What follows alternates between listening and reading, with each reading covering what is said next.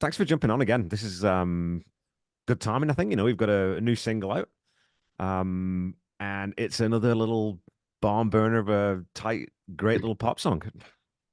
Thank you. Yeah, we're excited about it, and it's exciting to just put out something new. It's been a couple of years. It doesn't feel like it, and it never does because, first of all, time flies, and second of all, when you're trying to support an album, it's just a one day, one step at a time type of thing, and Yeah. trying to book shows and trying to get people to hear it and trying to all that stuff. So 2 years feels like, 6, 8 months. Yeah. Um, and we're working on various different, plenty of new material, of course, and thinking about an album. But both of us were like, well, we should really let's just put out a single because that's what the kids are doing anyway. Yeah. And it's just feels like it's a good time to do it. And the song that was sort of the furthest down the road, as it were, was this song "Swing and a Miss." And actually, looking at the calendar, I was like, you know what, use putting it out when baseball starts would actually be kind of perfect. We have plenty of time to go through the whole release Yeah. process of the Spotify and the band camps and all the different things you have to do. And so that's what ended up being the case. And so, yeah, we're excited. It's been out for just a few days, and we have gotten one spin on the radio so far out Nice. in Richmond, Virginia. So that's cool. You never really expect that in the first couple of days of putting something out. Well, Taylor Swift does, but we don't. So it's just nice to be making forward progress. Yeah. Yeah. Well, it's funny because obviously growing up where I did, growing up in England, baseball's just not a thing. But in my opinion, The Sandlot is the greatest sports movie of all time. So there's a real nostalgia to this song that I found that it was easy for me to get into, even though it's not my experience, that I know what this song's about. It's about that sort of, the underdog, and it's about keep getting up and dusting yourself off. So that kind of, the childhood summer thing still kind of comes through in this song for me. Right. Oh, there you go. And if I'm not mistaken, you do still swing in cricket, right? You Like, absolutely do. so yeah, hey, it could just be that. Yeah, it's funny. I work at a summer camp as a music director for many years, and so we used to. This is out in Milwaukee. We used to go to a Milwaukee Brewers game every summer, and they stopped doing it because, yes, the American staff and the kids to some degree were always excited about it and looking forward to it. But there's so many staff from England, from Right. South Africa, from Russia, places like this where they're just like, we don't know what this is. And so they would just go and, eat at the TGI Fridays in the stadium. And some of them really did take a certain fascination to it and try Yeah. and learn what was going on. But yeah, not as popular, certainly among the non-American, well, non-American crowd from those places, obviously Latin America and Japan and all that. Yeah. More enthusiasm, certainly. But I mean, I think there's all, I was not really into football very much, and this Canadian football is different again to the NFL type brand because we get an extra player up here. We play with 12, right? But when you go to a stadium and watch a game, I think if you like sport at all, you just sort of get caught up in it. But I think that, baseball is one of those words that is just it's American. Like it just sort of, it's one of those things that defines America, right? It's just Right. kind of throughout the country. It's been for years and years. Well, it's probably over 100 years now, right? I think leagues Yeah. in different Oh, varieties yeah. have been going on. So it's just part of the very foundation sort of DNA of the country, which is, I don't know that soccer is in the same way in England because soccer is more global. We don't really have that one thing. Maybe cricket. But again, that's played in the colonies and everything else. So I think baseball's that uniquely American pastime, right? Yeah, I mean it is, and I was actually surprised when I went years ago. I went to the Hall of Fame in Cooperstown, and interestingly, all the statistics that they show and the lists of who holds the records for what and such like that, the international leagues are not in their own room. Like it's right Right. there. If it's talking home runs, you'll see Hank Aaron, yeah, and then whoever's the leader in Japan, in those leagues, they're right there on the same chart. They're not separated out, which I found interesting. Yeah. That they, at the Hall of Fame, it's all they consider it one enchilada. But yeah, it is uniquely American, and it's something that I mean, I was obsessed as a kid. We've been doing all this social media stuff with where I busted out all my old baseball cards and have been taking pictures of the different pages of players that I really loved and that sort of thing. So I mean, once I got into high school, basically, I mean, the amount that I paid attention to baseball dropped precipitously right around the time I started playing in a band. Yeah. Coincidence? Probably not. And Mika too. She, she followed baseball for quite a while. Neither of us are, necessarily watch on the regular anymore. But you're right. There is a certain amount of baked in DNA Yeah. um, to the sport and to the American experience and for convenience's sake our band and our music we have filed under Americana because that is a genre, that is a radio, that's an official radio genre, and we needed one, and that one seemed to be the closest match. So I suppose a song about baseball is not going to be a bad thing when it comes to matching our so-called genre. Yeah, for sure. And I mean, we should say to people too that this isn't a song about baseball. It's sort of you're using those central metaphors and some of the terminology and that kind of thing, but it's to wrap around this universalism. And what I like about it is it's easy to be heavy-handed with that stuff, right? But in this song, when you lean into, the foul ball and all that kind of stuff, it feels organic and it feels natural. So I had a question for you. What came first on this one? Because I think I remember you saying that you tend to write music first, but I was curious about whether the lyrical idea for this came first or whether you had the sort of the progression and the chord structures and the sort of the template for it and then found the words later. Yeah, the title came first because I play in a band. I play guitar in a band called Dry September. It's a roots rock type of band, and they have a song where I always heard the lyrics "swing and a miss" in the song, and I thought, oh, that's a cool lyric. And then at one point we were doing, I forget if we were recording it or whatever it was. Just like when you go to karaoke, there was a time when it was the first time I saw the lyrics in front of my face, and that's not what the lyric was. It was swinging in pairs. And I'm Right. like, dude, I've been misunderstanding your lyric for so long, and it's such a cool. So I was like, that's it. I'm gonna have to write a song called "Swing and a Miss" now. Um, so I did, and as I recall, and this was a while ago, this is one of those songs that kind of sat in the catalog back burner for a bit. So I remember writing it rather quickly and recording a demo of it, and then that was it. A lot of times you record a demo and then you just don't do anything with it. If it's Yeah. not your band, or if it's not something that sounds like what you're doing at that time, then you just kind of file it away, and you don't tend to forget about the things you have filed away. And when it's time for them to come out, they come out. But yeah, I think it's something I wrote just quite quickly around the but the consequence of writing something quickly and then setting it aside, the lyrics weren't done. I mean, they were done in that I sang it from front to back, but there was a lot of placeholder stuff. So I did probably 50% of them I rewrote Yeah.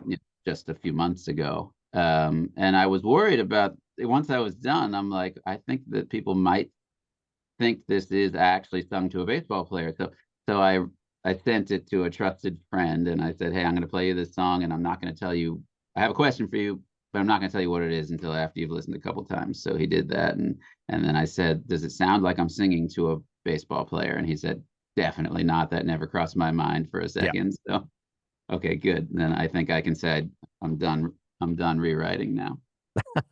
But like I said, superficially, the first time I listened, like, like I said, it's breezy, it clips along, it's really, really nice. But of course, because you're so experienced and you're such a good sort of studio craftsman, there's a lot of interesting stuff going on in here that you don't notice necessarily if you are just listening to it. I call it, actively versus recreational. If you just listen to it recreational and let it wash over you, you're going to miss that you change and you move to the E instead of the G or whatever when you're coming out of the pre-chorus. There's little things in there that, as a musician, you think, that's nice. That's a really nice little switch.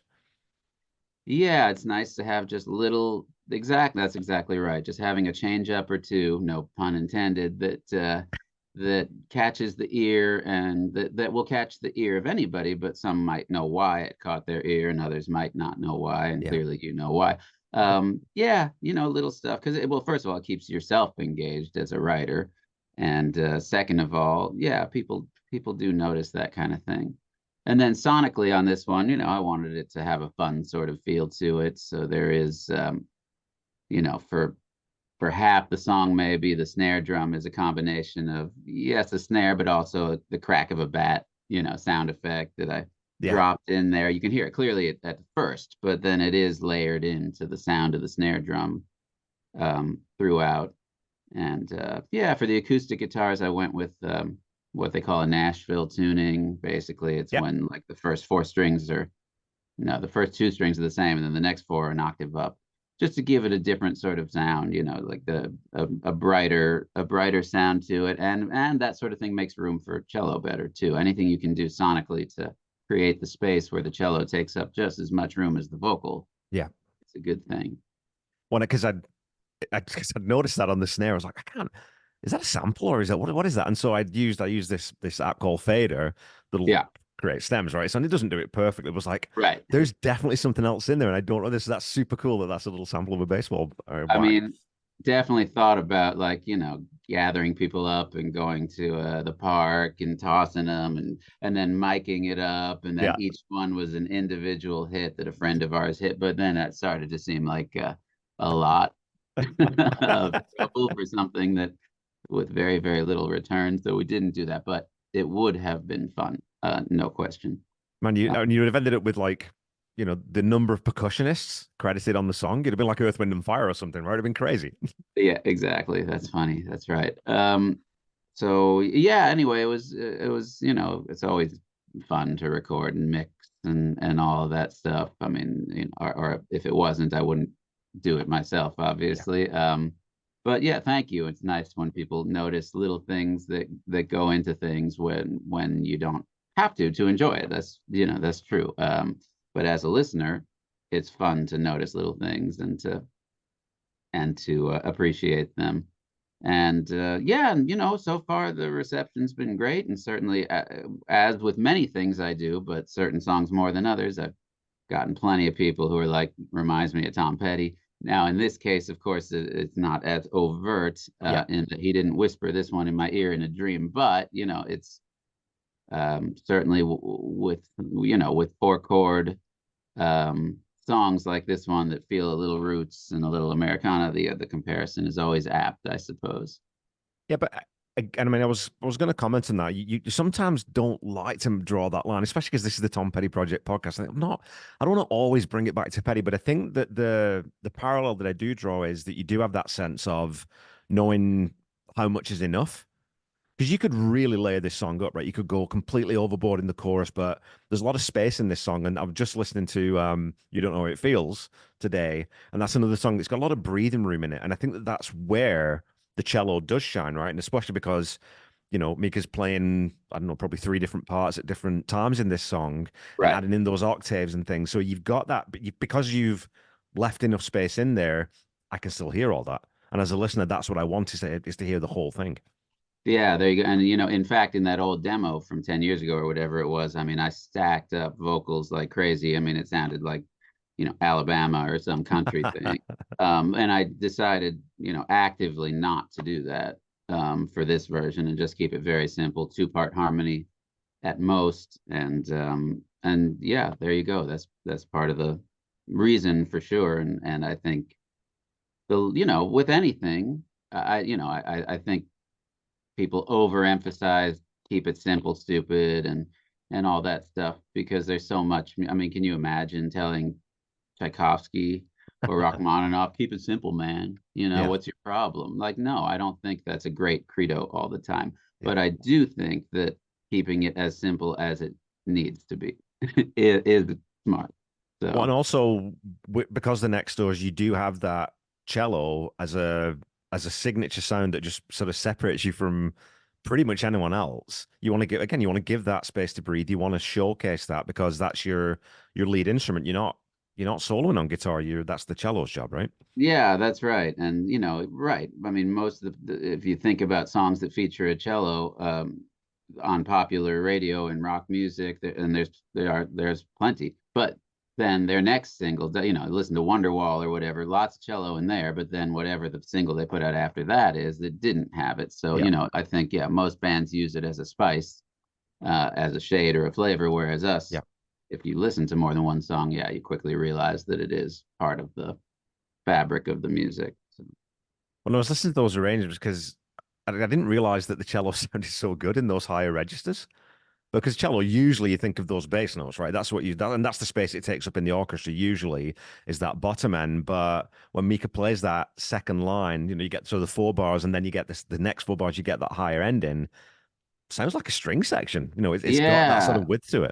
totally. And it's a really aggressive sound that's not as, you know, as reedy and Yeah. thin as violin can be up in those registers. It's really, you know, I've Mika's played me some cello concertos by some of the great cellists, and just the aggression and the sort of the piercing nature of the upper end, but like piercing musically, but not sonically. Yeah.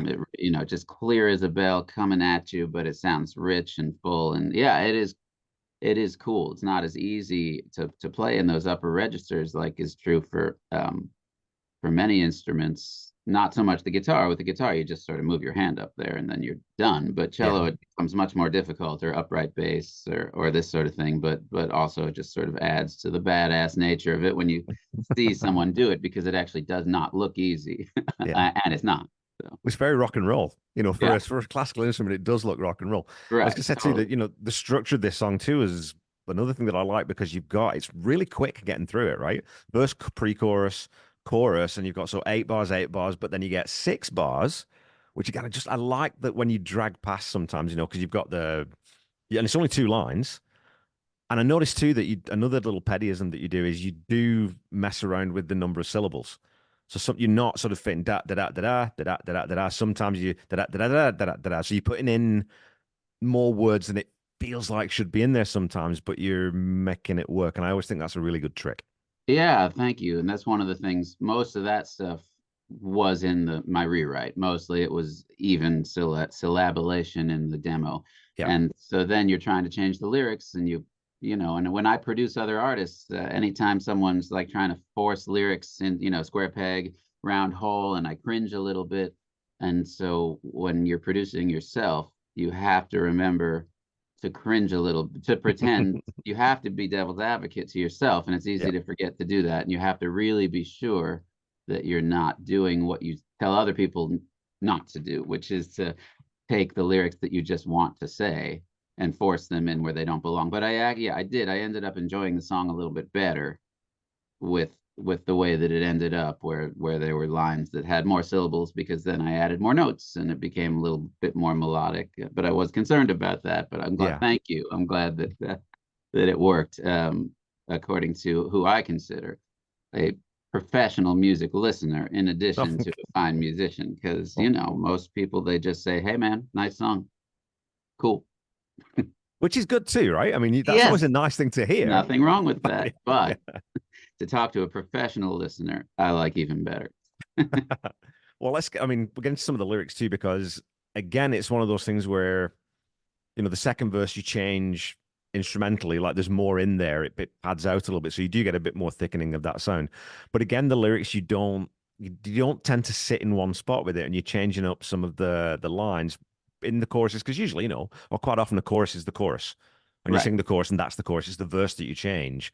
But I like that you play with those things too. And one of the lines I'd written down, I really like, "Don't throw your fists when you feel like a rock that's got no roll." Yeah. That's just it's such a great, I don't know, it's such a great rock and roll line.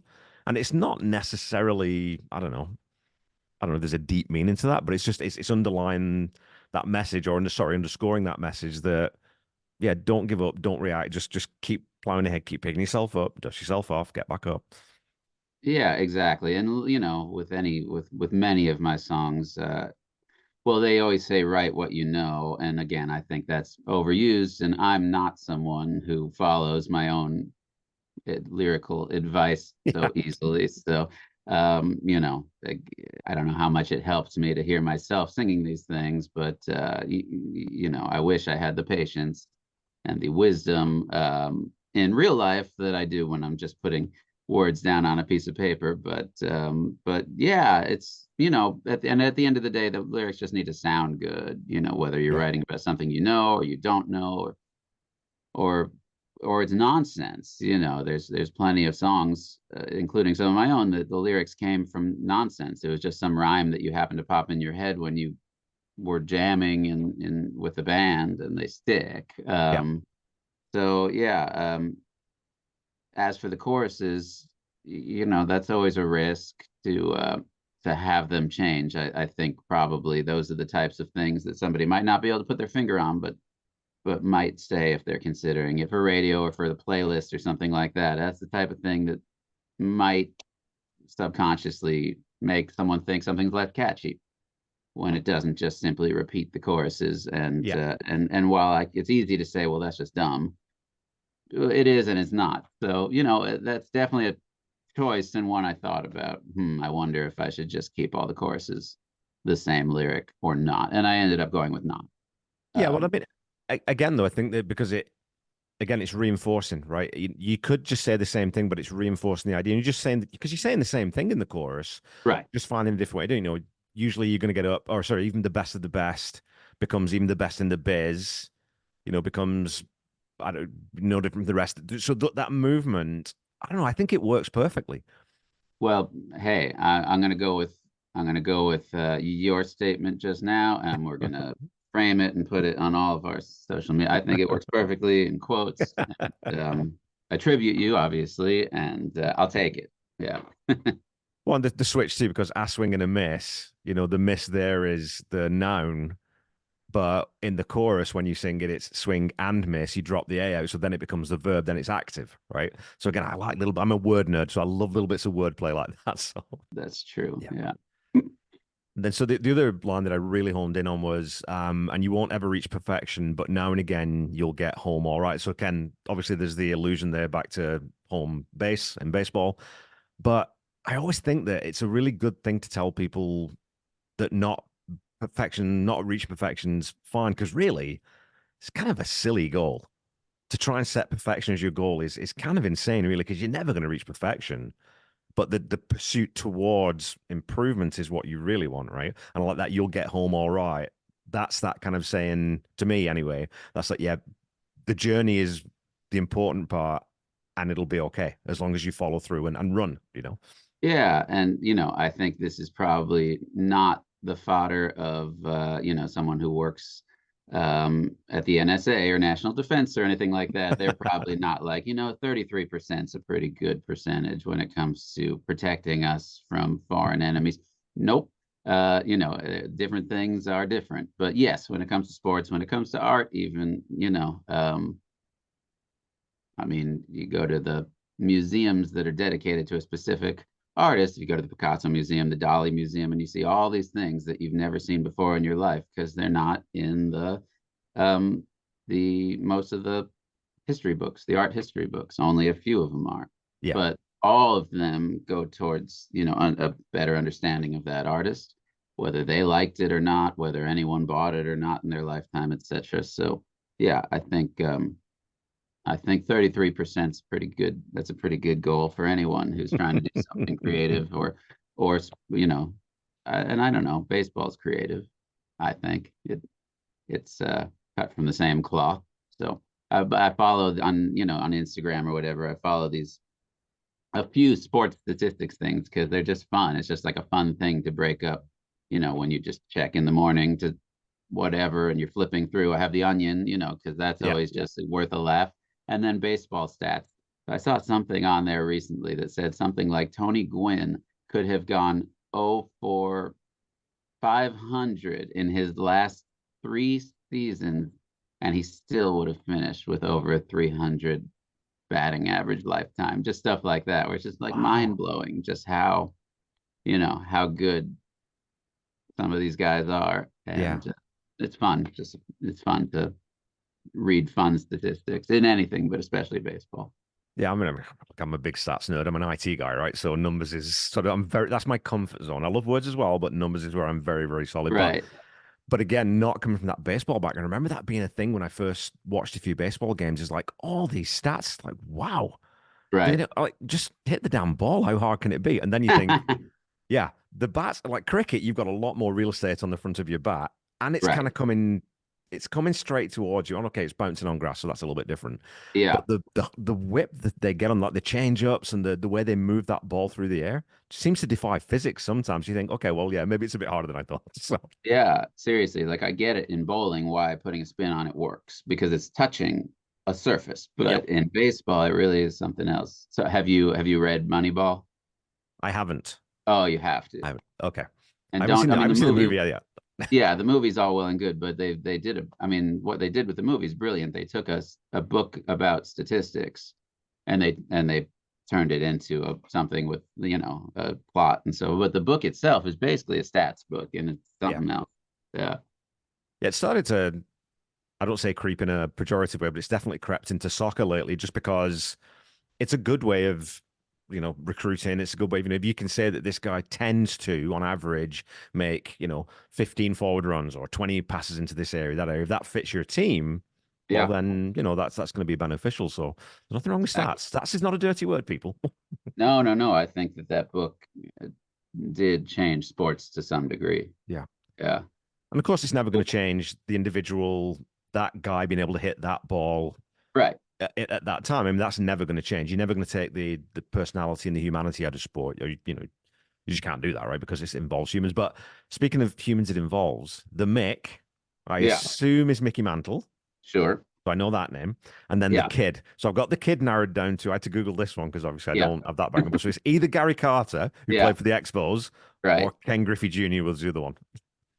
I think Robin Yount also goes by the kid, if I'm not mistaken. And Damn all of it. these guys are probably in the Hall of Fame. But no, Gary Carter, he was my favorite growing up. Okay. Saw him play for the Expos every once in a while. But then he got traded to the Mets. And the Mets, we actually had WOR out of New York on our basic cable back in Arizona.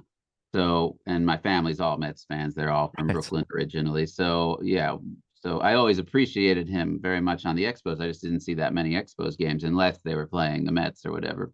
Um, and heck, I can't even remember. Were the Expos American League or were they National League?